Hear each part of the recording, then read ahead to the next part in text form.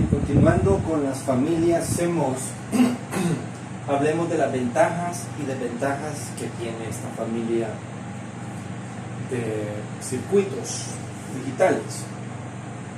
Comencemos con las ventajas. La primera es que posee un menor tamaño que la familia TTL. Y eso es muy importante, porque si posee un menor tamaño que la familia TTL, entonces para el diseño y fabricación de dispositivos móviles, como lo habíamos mencionado anteriormente, es muy importante, porque entonces fácilmente podemos hacer, o mejor dicho, utilizarlos para este tipo de aplicaciones, ¿verdad? Lo que son tablets, lo que son laptops, computadoras para vehículos, en la industria, para máquinas industriales también. Es muy importante estas tarjetas electrónicas. Su diseño está basado en tecnología CMOS. Número 2, habíamos hablado de el consumo de potencia, y eso era bien importante.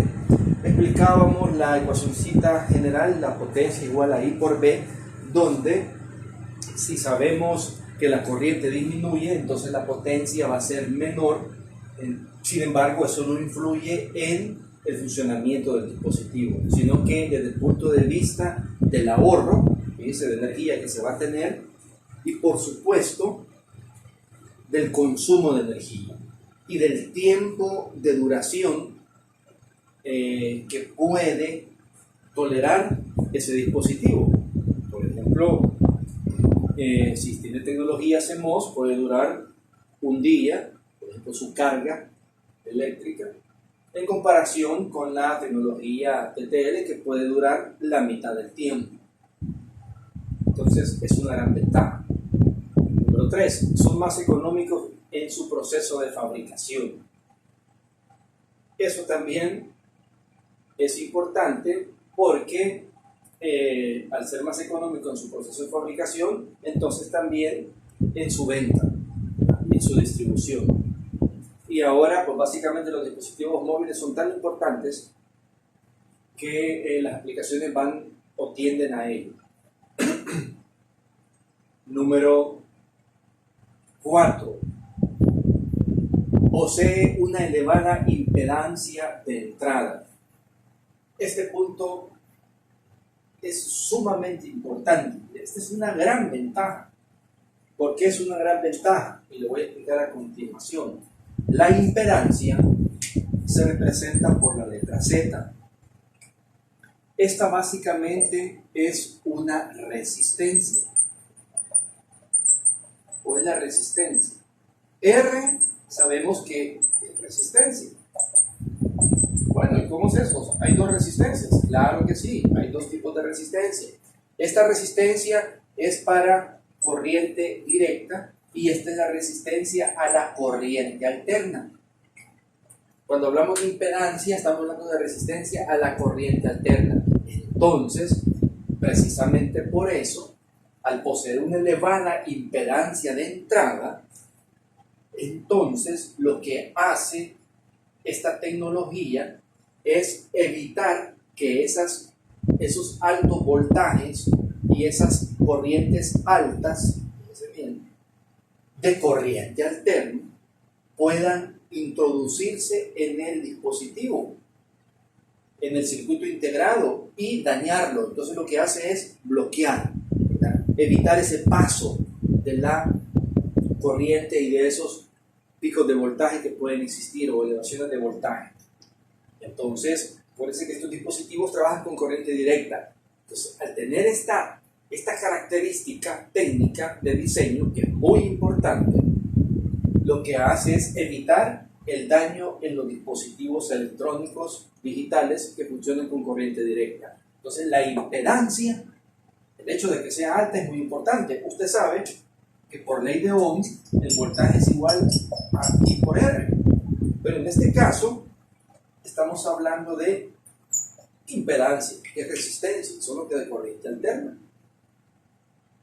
Entonces, al ser mayor la impedancia, entonces, ¿qué es lo que va a pasar? Si despejamos corriente, es igual a V entre impedancia. Entre mayor sea la impedancia, la corriente va a ser menor. ¿Pero cuál corriente? La corriente alterna. Entonces, va a permitir el bloqueo de esa corriente, aunque el voltaje sea constante. Lo que me puede dañar un dispositivo propiamente es la corriente.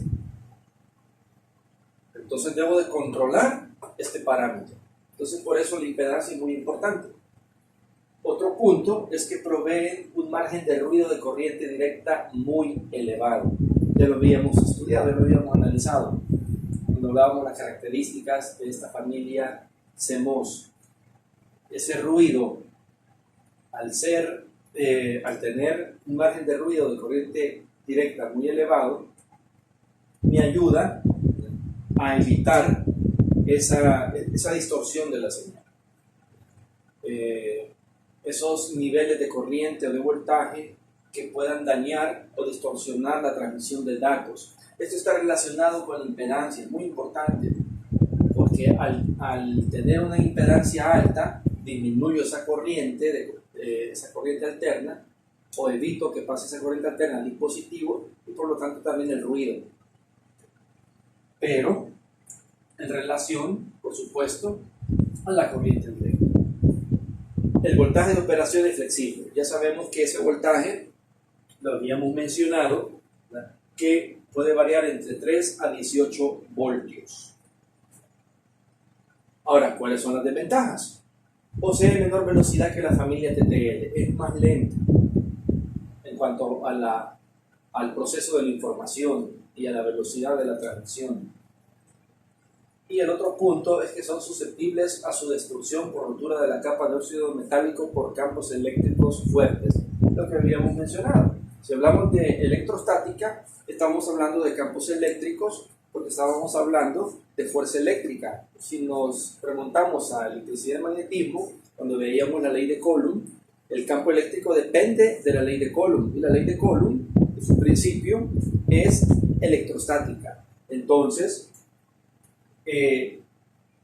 si nosotros tocamos ese dispositivo o esté expuesto a campos eléctricos por otros aparatos o máquinas que emiten señales de campos eléctricos altas, entonces se puede dañar. Es muy importante conocer lo que es las ventajas y desventajas de lo que es la familia CMOS. Ahora, los niveles lógicos, como les mencionaba, eso se mantiene en cuanto a las mismas características de voltajes de entrada y de voltajes de salida, tanto máximos como mínimos, pero eso lo establece el fabricante, que ya habíamos analizado para la familia TTL. Espero que haya quedado claro en estas clases la diferencia entre la familia TTL y la familia CMOS, sus ventajas, sus desventajas y especificaciones técnicas. Muchas gracias.